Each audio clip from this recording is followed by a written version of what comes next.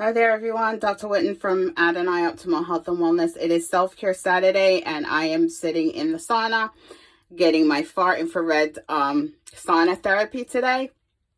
And right now, let's see, I am at 48 minutes. And so the goal is to remain in here for 60 minutes. And the temperature right now in the cabinet is currently registering 122. So we're doing okay.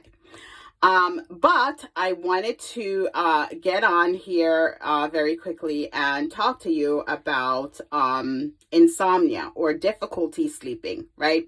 That seems to be a very common complaint amongst people in general now because of the high stress environment. There's a lot of uncertainty these days in terms of economics and our safety as Americans, and there's a lot of stress. A lot of mental emotional stress and a lot of mental illness.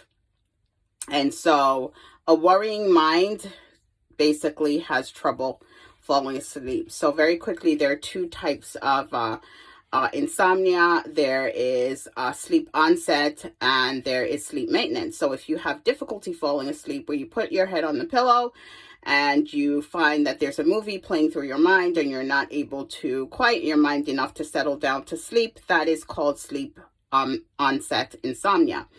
On the other hand, you have no problems falling asleep. As soon as your head hits the pillow, you are asleep, but then you wake up sometime around 1 o'clock, 2 o'clock, 3 o'clock, and you're not able to get back to sleep. That is called sleep maintenance insomnia, your ability to remain asleep. So, there are several recommendations in the naturopathic arena for insomnia. The first thing we generally look at is sleep hygiene.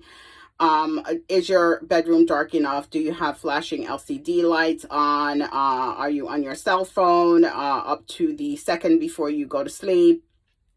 Those are some of the things that we want to look at is, what is the state of the room? Is the state of the room conducive to sleep? And so we have to make those adjustments.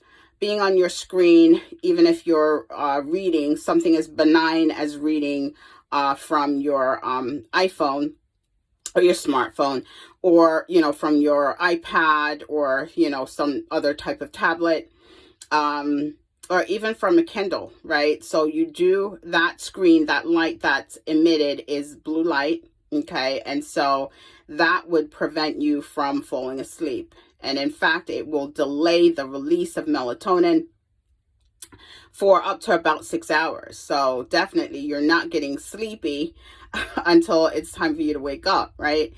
So very quickly, some of the things that we prescribe would be, first of all, first do no harm. So we start with the most things that would cause the least harm. So we're looking at, I would say meditation, start 10 with a 10-15 meditation, quieting the mind before you go to sleep. That's after you've gone through the sleep hygiene checklist. And then the other thing would be the use of herbal teas. So chamomile, lavender, lemon balm, those would be chamomile, I said, those would be some of the teas that you would kind of go to. The other thing would be, a warm Epsom salt bath. You could try doing that, getting to a bath with warm Epsom salts and, and maybe some drops of lavender, essential oils, and then, getting yourself ready for bed that way. And then, the other thing people most often look into is CBD.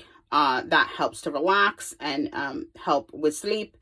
And then there is L-theanine, there's 5-HTP.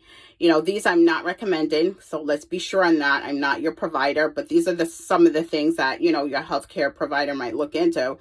And then there's melatonin that could be prescribed. So this is like really what I wanted to talk about, because melatonin does not induce sleep. The role of what melatonin does, melatonin is a hormone. And so what melatonin does, melatonin is like the conductor, right? It's the chemical messenger that says, okay, guys, It is time for all of you other chemicals that help with sleep induction to kind of get going, right? Because it's about that time, right? Between 8 and 10, it's about that time for sleep induction to start taking place. So let's get ready. But it does not actually cause sleep, right? Doesn't induce sleep. So that's why a lot of people who take melatonin, they say, you know what?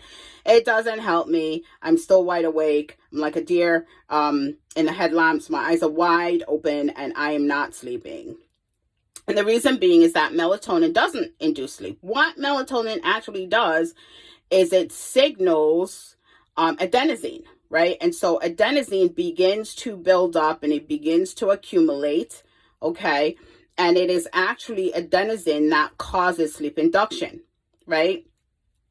So, yeah, it's adenosine that accumulates and causes. So adenosine is accumulating over time. And it builds up, and then melatonin sends the signal to say, okay, start releasing all of this adenosine that has been built up and accumulated.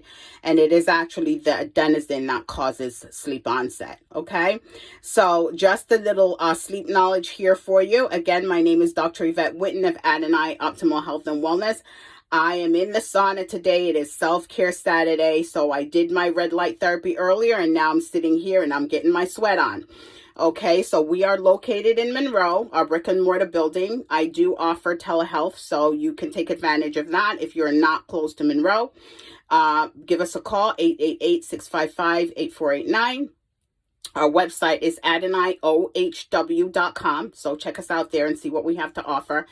And yeah, give us a call, contact us, join our community, and learn more about what you can do to become empowered to basically optimize your health. Okay? Take care, guys. Happy Saturday. Let's talk soon.